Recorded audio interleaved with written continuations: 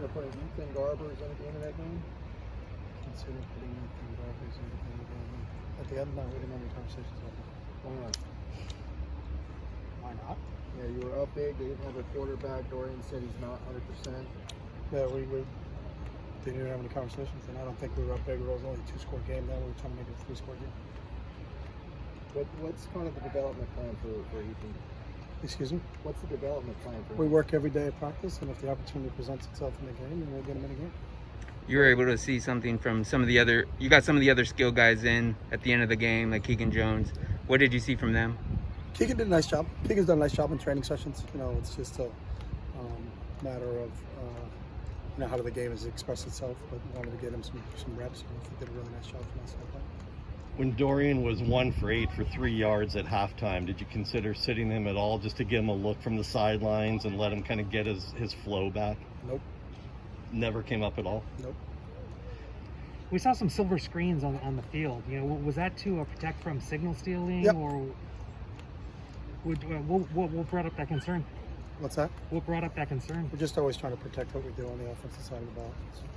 But that's the first time you've used them this season. Screens, yeah. So was there anything particular to Arizona stealing signs, or are you just going to use them going forward? Depends on who we play and what we feel going into the game. Was that your idea?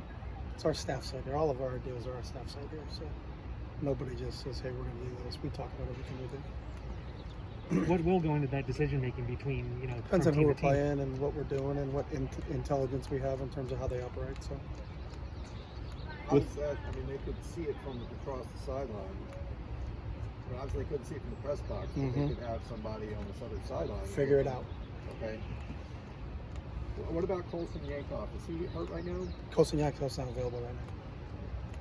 With regards to the running game, I know we've talked about Sean Ryan, like big picture, but going back and watching the game again from Saturday, he seemed to grade really high, like in the high 80s in terms of his grade out for the game. Sean Ryan looked really good in terms of the running game, pass protection. What did you see when you went back and watched the game? Yeah, our from highest him? graded lineman was Paul Gratton. Paul was offensive player of the game for us this week. Paul did a really nice job. Sean's been consistent all season long. You know, that group's been consistent for us as a group, but Paul graded out the highest for us.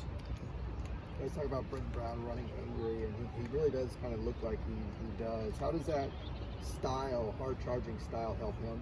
Yeah, I think he has the ability to break tackles if there are one-on-ones in space. Sometimes it's not just one-on-ones in space. Sometimes it's a defensive lineman is engaged with an O lineman, but as he runs through, he kind of gets an arm out. You feel like in those situations, that's not going to take a guy like Britton down or a guy like Zach down. They're tough, big, hard-nosed, physical runners. You know, they give you an advantage that way. Sometimes, you know, you think it's blocked up pretty well, but if you don't have as big a back, sometimes a smaller guy gets knocked down. Those guys don't. You know, I think they hit the hole when they see it. He's got conviction when he runs. You know, when he makes a decision, we talk about not speed to the hole, but speed through the hole. He's definitely a speed through the hole type of guy. Once he makes his decision and gets his proper read of where he's going to go, is he going to stick his foot in the ground and get north and south, or is he going to bounce it? Whatever decision he makes, he does it 100%. And he always seems like he's falling forward. There's not a lot of tackle for losses when Britton has the ball, and that's always a positive for an offensive team.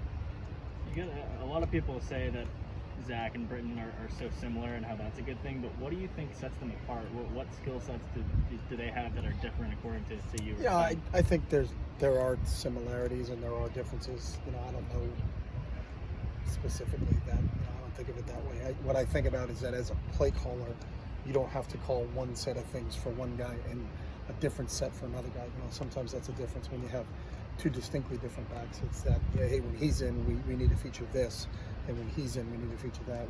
With both Britton and Zach, our offensive mentality, our offensive identity doesn't change. They're both good pass receivers coming out of the backfield. They both caught the ball very well.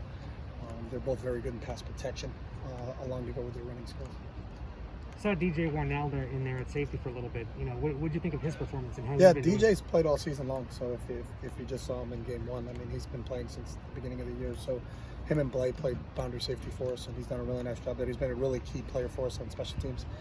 Been a four-core special teams player for us, and did a nice job when he's been in there, not only in the Arizona game but in every other game that he's played safety at. Now that you watch the game again and review, what's your take on Dorian's performance and his early struggles in the game? What needs to change? I thought Dorian did a really nice job managing what we had to do offensively. They were a very complex coverage operation in terms of double in, cut and receiver, some of those other things. So being able to sort that out, along with the blitz package that they had, I thought Dorian did a really nice job. What do you do if another team comes out in the next couple of weeks and gives a similar look to what Arizona did on defense? So Then run the ball for 350 yards.